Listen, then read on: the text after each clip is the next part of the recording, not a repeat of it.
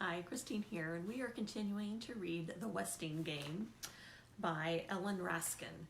And this will be chapter 17 and 18. I'm sorry if you were waiting yesterday. I don't know what happened to the recording I did yesterday, so this is take 2 of chapter 17 and 18.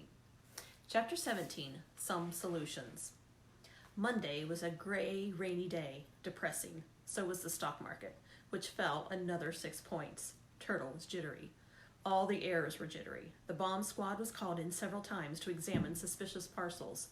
One turned out to be a sealed vacuum cleaner bag full of dust that Crow had set behind the incinerator door. Another was a box delivered to Mrs. Wexler. In it were bonbons, her favorite, and a note. Love and kisses, Jake. What do you mean, how come? Can't I send candy to my wife without getting the 3rd degree? I thought you were looking on the thin side, okay? Grace made him eat the first piece. The next day, Grace received a larger box. In it, the bomb squad found 1 dozen long-stemmed roses and a note. For no reason at all, just love, Jake. Well, the bomb squad was called again when Turtle ran after her partner through the lobby shouting, Mrs. Baum-back, Mrs. Baum-back. Someone thought she had shouted bomb, bomb. A hollow wind wailed through the damp Tuesday. In the morning, the stock market rose 3 points. Bullish, said Flora Baum-back. In the afternoon, the market dropped 5 points. Bearish, said Flora Baum-back. Those were the only 2 trading terms that she had learned. Madame Who, a quicker student than the dressmaker, had learned more words. Partner, money, house, tree, road, pots, pans, okay, football, good, rain, spare ribs. Her teacher, Jake Wexler. He visited her in the kitchen before he sat down to his daily lunch in the Chinese restaurant. Today, his wife and Jimmy Who agreed to eat with their only customer on the promise that he would help them with their clues and not take his share of the inheritance if they won. Grace laid their 5 words on the table. These are clues? Jake looked down on purple waves, 4 fruited sea. He switched 2 squares of Westing super strength towels. Purple fruited makes more sense. How about grapes or plums? Grace was about to insist on purple waves, but plums reminded her of something. Plum, she said aloud. Plum. Plum, wasn't that the lawyer's name, Plum? You're right, Grace, Mr. Who said excitedly. You're absolutely right. He tore one of the clues in 2. Fruit Ed. Ed, purple fruit. Ed Plum. We got it, Grace cried, leaping up to embrace her partner. I never did trust lawyers, Mr. Who shouted gleefully. Well, what about the other clues? 4 sea waves, Jake asked, but a happy, hugging, and dancing, celebrating pair did not even hear him. Boom, said Madame Who, placing a plate of spare ribs on the table. That word she had learned from Otis Amber. Sandy was proud of the notebook he bought, and with its glossy cover photograph of a bald eagle in flight, sort of appropriate, he explained to the judge, it fits with the Uncle Sam and all that. In it, he painstakingly entered the information culled from reports the private detective delivered each day to Judge Ford's office. Photostats of birth certificates, death notices, marriage licenses, driver's licenses, vehicular accident reports, criminal records, hospital records, and school records. To these, the doorman added the results of his own snooping. Well, my investigator is having a difficult time getting into the not-so-public records of Westingtown, the judge said. We'll have to put the Westings aside and begin with the heirs. Well, since we're feasting on chicken with water chestnuts, Sandy said, I'll start off with the Whos. Doug had delivered down. He read aloud from his entry. Who, James Shin Who, born James Who in Chicago, age 50. Added Shin to his name when he went into the restaurant business because it sounded more Chinese. First wife died of cancer 5 years ago, married again last year. He has 1 son, Douglas. Son Lin Who, age 28, born in China, immigrated from Hong Kong 2 years ago. Gossip, James Who married her for her 100-year-old sauce recipe. Douglas Who, called Doug, age 18, high school track star, is competing in Saturday's track meet against college milers. Westing connection, Who sued Sam Westing over the invention of the disposable paper diaper. Case never came to court. Westing disappeared, settled with the company last year for $25,000. Thinks he was cheated. Latest invention? Paper insoles. I can take some credit for those paper insoles, Sandy bragged. My feet were killing me, standing at the door all day, so I say to Jimmy, hey Jimmy, if only somebody would invent a good inner sole that didn't take up so much room like those foam rubber things. And sure enough, he did it. They're great. I got a pair of my shoes right now. Want to see? No, thank you. The judge was eating. Well, it was past midnight when Theo finished his homework in the dim light of the study lamp. The wind was still howling, and something, a word, a phrase, was still eluding him. He had been studying solutions in chemistry. Solutions, that was it. The solution is simple. The will said. He was sure of it. By changing for and the to the numbers 4 and 3, Theo was able to arrange the clues into a formula. Whether or not it was a chemical solution, let alone the Westing solution, was another matter. So NH for his, for no the, in parentheses TO equals NH4NO3. But 4 clue letters were left out. Otis. He had it. The formula for an explosive and the name of the murderer. He had to tell Doug. We're going. Shh. Theo smoothed the blanket over his sleepy brother, into the next bed and struggled into his bathrobe, and he stumbled over the wheelchair as he tiptoed out of the room. The elevator made too much noise. He'd use the stairs. The cement was cold, and he had forgotten his slippers. 2 unmarked doors. Which one? Tap, tap, tap. A grunting voice and dragging footsteps. Please let it be Doug and not Mr. Who or Judge Ford. It was Crow.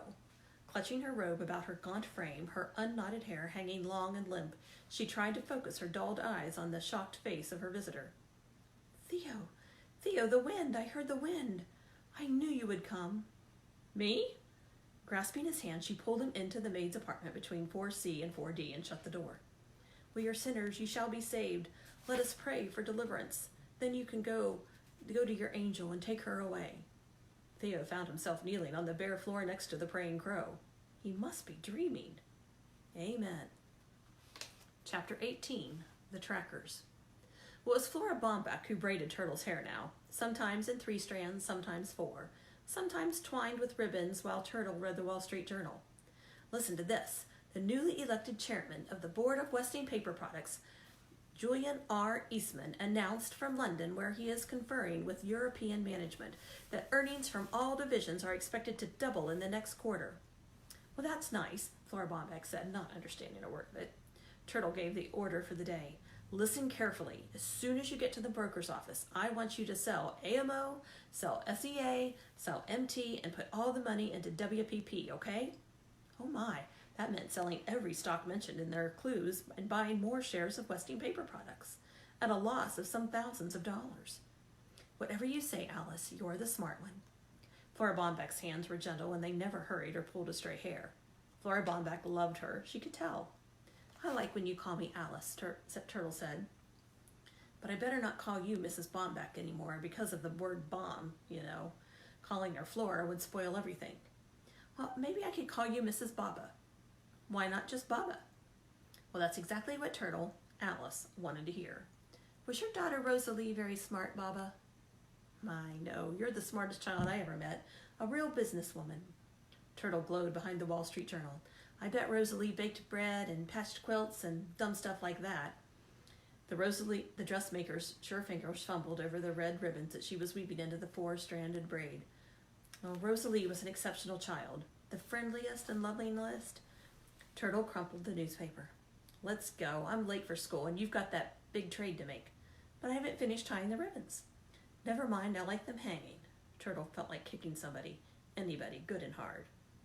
Well, Sandy was not at the door when they left. He was in apartment 4D, neatly writing in his patriotic notebook. Information gathered on the next heir, Bombeck. Flora Bombeck, maiden name Flora Miller, age 60, dressmaker. Husband left her years ago, sends no money. She had a daughter, Rosalie, sold her bridal shop last year after Rosalie died of pneumonia at 19. Spends most of her time in the stockbrokers. Westing connection? Made wedding gown for Violet Westing, which she never got to wear. Take a drink.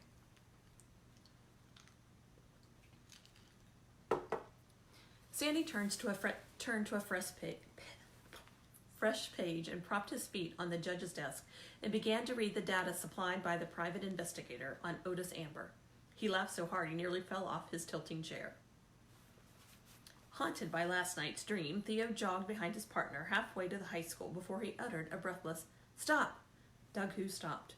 "Who lived in an apartment next to yours?" "Crow. Why?" "Nothing." How come he didn't know that? Because no one ever wonders where the cleaning woman lives, that's why. But he wasn't like that, was he? Still, it must have been a dream. In the dream, or the nightmare, Crow had given him a letter, but the only thing he found in his bathroom pocket in the morning was the Westing paper hanky. "Hey, wait," Doug started off again. "I figured out our clues. Ammonium nitrate, it's in fertilizers, explosives, and rocket propellants." "I knew those clues were a pile of fertilizer," Doug replied, jogging easily. Only one thing mattered: Saturday's big track meet. If he won or came in a fast second, he'd have his pick of athletic scholarships. He didn't need that inheritance. "Stand still and listen." Theo grabbed Doug by the shoulder and held him flat-footed to the ground. "Like it or not, we're partners, and you've got to do your share." "Sure," Doug replied. His father was angry, his partner was angry, the bomber was blowing up Sunset Towers floor by floor. Some game. "What do you want me to do?" "Follow Otis Amber." Head tilted back, Flora Bombeck squirted drops in her eyes and blinked and stared again at the moving tape. HRWPP, BRYTAZ, WPP. Oh my, Westing Paper Products had jumped 4 1/4. No, 4.5 points. Her eyes must be blurry from the medicine. The dressmaker sat on the edge of her chair, biting her fingernails, waiting for WPP to cross the board again. There, WPP, $40. Oh my. This morning she had paid $35 a share. There it goes again. 40 1/4. Oh my, oh my. After classes, instead of running around the indoor track, Doug Who jogged out of the gym to the shopping center 6 blocks away.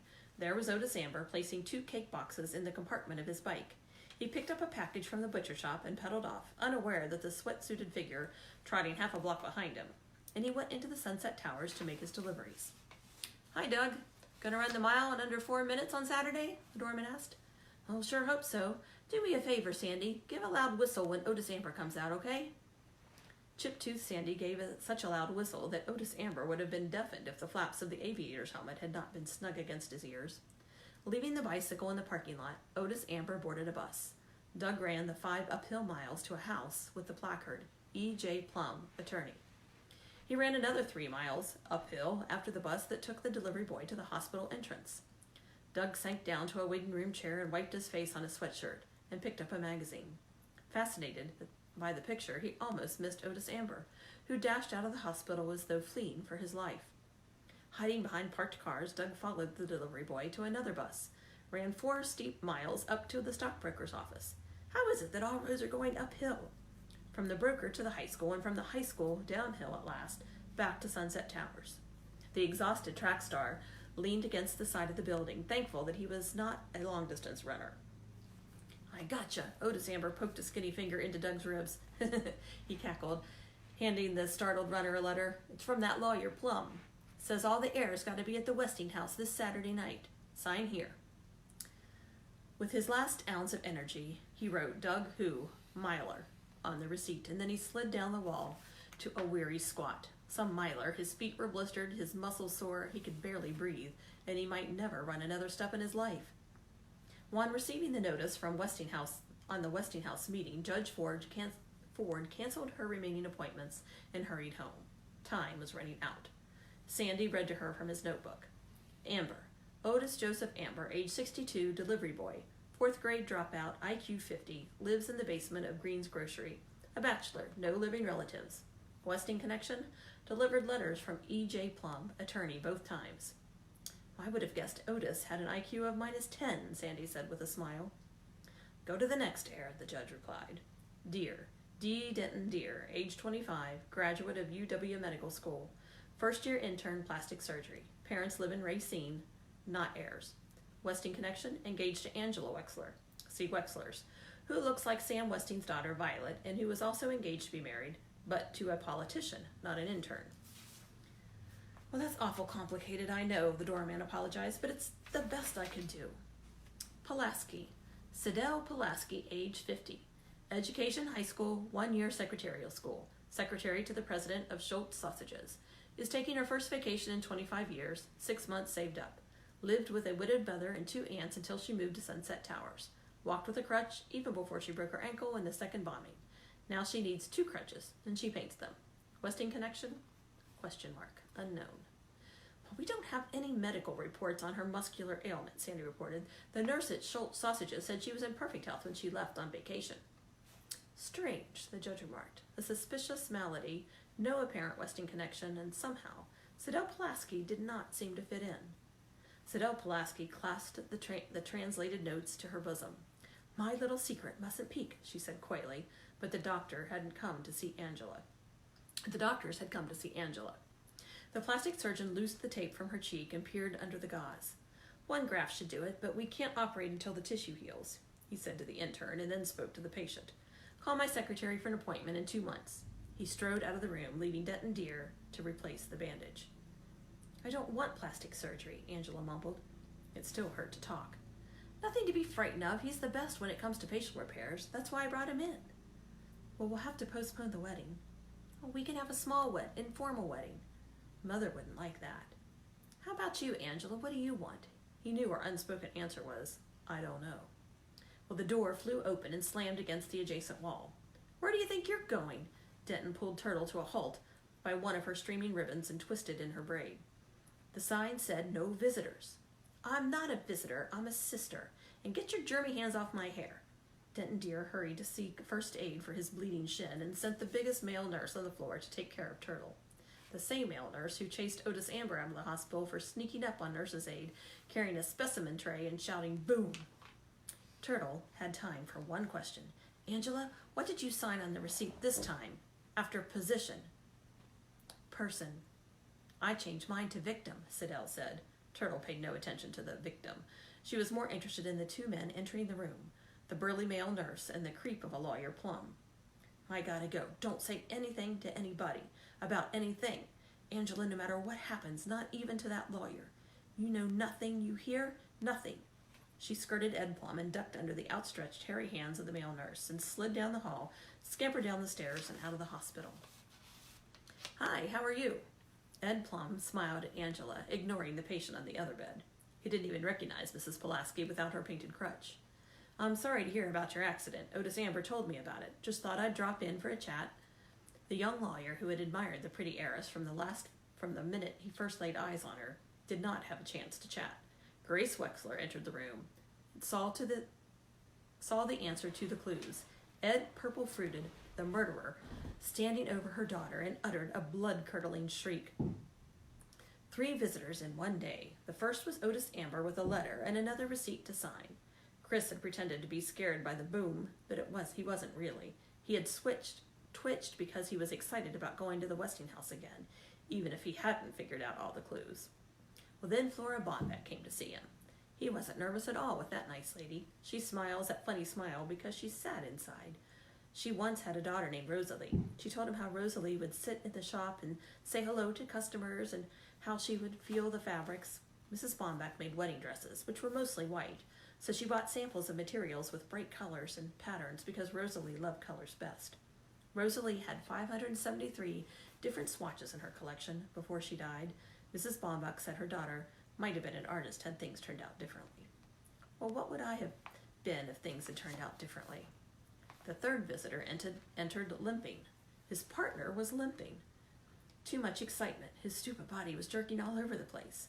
Denton Deer sat down next to the wheelchair. Take it easy, Chris. Calm down, kid. I'm not the creature from the Black Lagoon, you know.